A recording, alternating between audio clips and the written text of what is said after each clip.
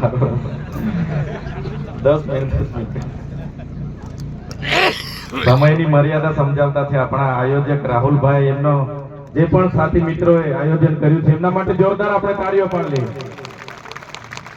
સાથીઓ, આજે ટાટિયા મામા જેમને રોબિનહુડ તરીકે પૂરો દેશ અને દુનિયા ઓળખે છે, એમની 184મી જન્મ જયંતિ છે અને સાથે સાથે 1950માં દેશનું બંધારણ બન્યું અને આજ 26મી જાન્યુઆરીને આપણે પ્રજાસત્તાક દિવસ તરીકે, ગણતંત્ર દિવસ તરીકે ઓળખીએ છીએ. ત્યારે સૌપ્રથમ બધાને એમની શુભકામનાઓ પાઠવું છું અને આજની સભામાં તમામ સંગઠન, તમામ પક્ષ, પાર્ટી, સંપ્રદાયના તમામ સાથીઓ અહીંયા મોટી સંખ્યામાં ઉપસ્થિત થયા છે. વડીલો, માતાઓ, બહેનો, યુવાનો બધાને ચૈતર વસાવાના જોહાર અને ઉલ ગુલામ જિંદાબાદ કરું છું. સાથીઓ, મંચ પરથી ઘણી બાબતોની ચર્ચા થઈ છે. ટાટિયા મામા બિલના પૂરા ઇતિહાસની વાતો થઈ છે, ત્યારે એ જ વાતો હું ફરીને દોહરાવીશ નહીં, કેમ કે આયોજક મિત્રોએ કીધું છે કે 10 મિનિટની સમય મર્યાદા બાંધી છે, એટલે મુદ્દાસરની વાત કરીને બીજા વક્તાઓને પણ આપણે સાંભળવાના છે. ત્યારે સાથીઓ, આજે આઝાદી જે આવી છે, આઝાદીના પર્વ તરીકે દેશના સ્વાતંત્ર્ય સેનાનીને આપણે યાદ કરીએ છીએ, એમને નમન કરીએ છીએ, વંદન કરીએ છીએ.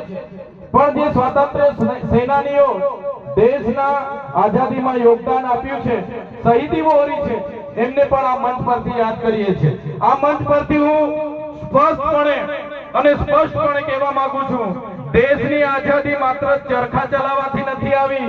દેશની આઝાદીમાં આદિવાસીઓના પણ લાખો લોકોના શહીદી વહોરી છે.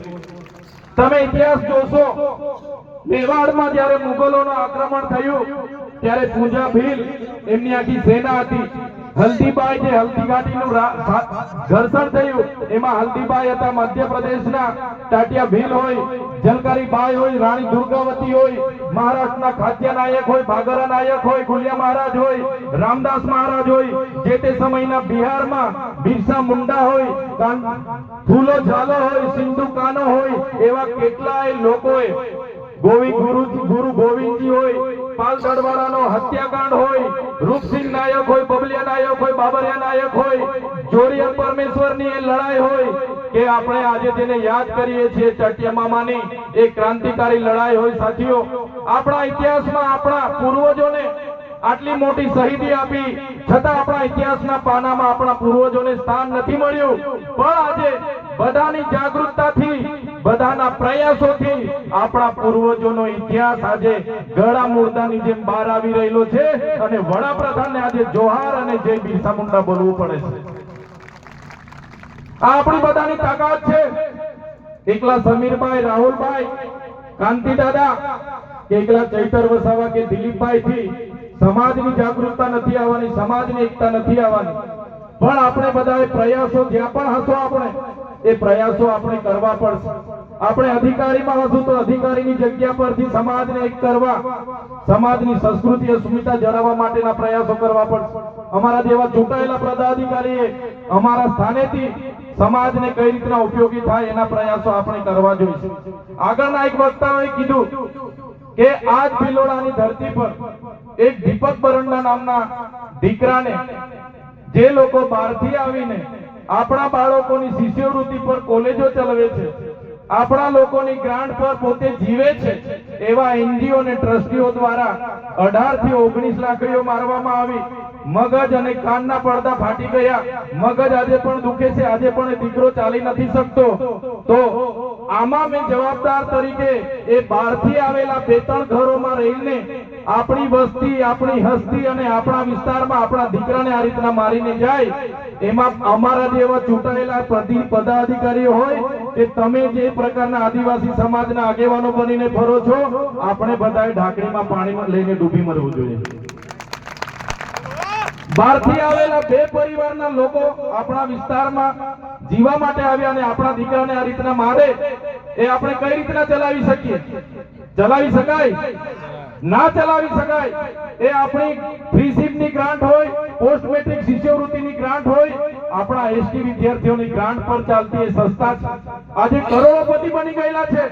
અને એના ધારાસભ્ય જ્યારે હું જેલમાં હતો એનો ઓડિયો વાયરલ થયેલો. એકાદ કોઈને ધમકી આપતા હતા કે તમારા ચૈતર વસાવાને કેવા ફિટ કર્યા છે ને એમને પૂછી લેજો, એવો એમનો ઓડિયો પણ વાયરલ થયેલો. ખબર છે ને બધાને? એ ધારાસભ્ય પીસી બરંડાએ આપણા દીકરાને આટલો મોટો માર માર્યો અને દવાખાનામાંથી રજા અપાવી દીધી. સરકારી દવાખાનામાં ગયા તો ત્યાંથી રજા અપાવી દીધી અને પોલીસ વિભાગ પર દબાણ ઊભું કર્યું અને એવું સોગંદનામું કોર્ટમાં રજૂ કર્યું.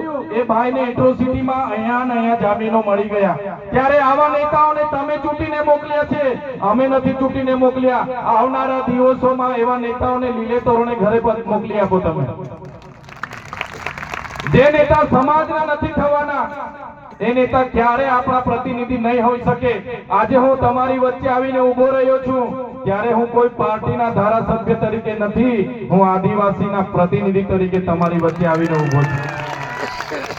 સાથીઓ, તમે જોયું હશે આપણા પાડલિયામાં જે પ્રકારે પોલીસે, જંગલ ખાતાએ જે પ્રકારે આપણા લોકો પર હુમલો કર્યો, 27 જેટલા ટીયર ગેસ છોડવામાં આવ્યા, લાઠીચાર્જ કર્યો, 50 રાઉન્ડ થી પણ વધારે ફાયરિંગ કર્યું અને આપણા લોકોએ પછી સ્વ બચાવમાંથી આપણા લોકોએ દોડાદોડીમાં પોતાનો જીવ બચાવવા માટે જે 47 જેટલા કર્મચારીઓ પર જે એમણે સ્વ બચાવ માટે પથ્થરમારો કર્યો. ત્યારે આવનારા દિવસોમાં મંચ પરથી પણ કહેવા માંગુ છું, અહીંયા જેટલા પણ પોલીસ અધિકારીઓ છે એમના માટે એકવાર જોરદાર તાળીઓ પાડી લો.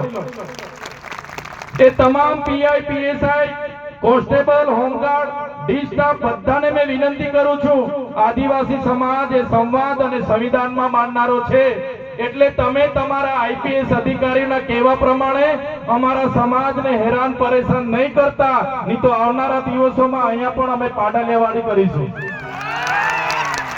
અને જરૂર પડશે આવનારા દિવસોમાં ગાંધીનગર તરફ પણ પ્રસ્થાન થશે અને ગાંધીનગરમાં જો આદિવાસીઓના ખોટા જાતિ પ્રમાણપત્રને લઈને જે લોકો નોકરીઓ પર છે, જે લોકો રિઝર્વેશનનો લાભ લઈને ઘૂસીને આજે અમારો હક છીનવે છે, એવા લોકોની જો આવનારા દિવસોમાં વિશ્લેષણ સમિતિ એનો નિકાલ નહીં કરશે, આદિવાસીઓના જેટલા પણ પ્રશ્નો છે એનું નિરાકરણ નહીં લાવશે, તો આખો આદિવાસી સમાજ આવનારા દિવસોમાં ગાંધીનગર તરફ પ્રસ્થાન કરશે અને ગાંધીનગરમાં અમે સત્તામાં બેઠેલા લોકો સાથે નેપાળવાડી કરવા પણ તૈયાર છે. આઝાદીનો આજે 77મો પ્રજાસત્તાક દિવસ છે. સંવિધાનમાં જ અનુસૂચિ 5 આપી છે અને એ આર્ટિકલનો આજ દિન સુધી અમલ નથી થતો.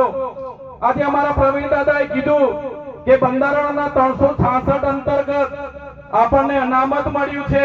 ત્યારે અહીંયા બેઠેલા મારા વડીલો, માતા બહેનો, તમને મેં વિનંતી કરવા માંગુ છું, વાકેફ કરવા માંગુ છું, આર્ટિકલના 360 ની પેટા કલમ 25 અંતર્ગત આપણને હિન્દુ મેરેજ એક્ટ લાગુ નથી પડતો. 1955 નો હિન્દુ મેરેજ એક્ટ લાગુ નથી પડતો. 1956 નો આપણને વારસાઈ ધારો લાગુ નથી પડતો. હમણાં 2 દિવસ પહેલાની તમને એક તાજો દાખલો આપી દઉં. અમદાવાદની કોર્ટમાં એક આદિજાતિ પતિએ પોતાના પત્ની સાથે છૂટાછેડા માટેની ફરિયાદ કરી હતી અને અમદાવાદની કોર્ટે આ 2 દિવસ પહેલા જ એ પતિને કીધું કે તમે આર્ટિકલ 366 ની પેટા કલમ 25 અંતર્ગત આવો છો, તમારું લગ્ન રૂઢિપ્રથા અને પરંપરા મુજબ થયું છે, તમને અમે છૂટો છેડો ના આપી શકીએ, તમે હિન્દુ મેરેજ એક્ટમાં આવતા નથી. એ આપણી સંવિધાનની તાકાત છે. ત્યારે આપણે જાગવું પડશે. બંધારણનો 1956 નો સુધારો વારસાઈ ધારો આપણને લાગુ પડતો નથી. આપણને 1956 નો જે આપણો દત્તક પ્રથાનો ધારો છે, ભરણ પોષણનો ધારો છે, છૂટાછેડાનો ધારો છે, એ પણ બંધારણના આર્ટિકલ 366 ના 25 પેટા કલમ મુજબ આપણને લાગુ પડતો નથી. એ બધું આપણે જાણવું પડશે અને આપણા સમાજને જાગૃત કરવા પડશે. સાથીઓ, 2027માં જાતિગત જનગણના આવવાની છે અને એમાં આપણી જે ધર્મની કલમ હશે એ આ લોકો લાવવા માંગતા નથી. ત્યારે આ મંચ પરથી તમને બધાને કહેવા માંગુ છું, આવનારા દિવસોમાં જે પ્રકારે ઝારખંડની સરકારે હેમંત સોરેનજીની સરકારે ઝારખંડ રાજ્યમાં સરના ધર્મો કોડ લાગુ પાડ્યો છે, એ જ પ્રકારે ગુજરાતમાં પણ આદિવાસી ધર્મો કોડ લાગુ થાય, આપણી કોલમ આવે, એના માટે આપણે લડવું પડશે. આદિવાસીઓ માટે અલગ ધર્મો કોડની માંગ આ મંચ પરથી પણ કરીએ છીએ અને આવનારા દિવસોમાં તમામ અહીંયા ઉપસ્થિત આગેવાનોને વિનંતી કરું છું, તમારી આગેવાનીમાં ગુજરાતના વિધાનસભાના બજેટ સત્રમાં મોટા કાર્યક્રમનો ગાંધીનગર આહવાન કરો. ગુજરાતના 14 જિલ્લામાંથી આદિવાસીઓને ભેગા કરવા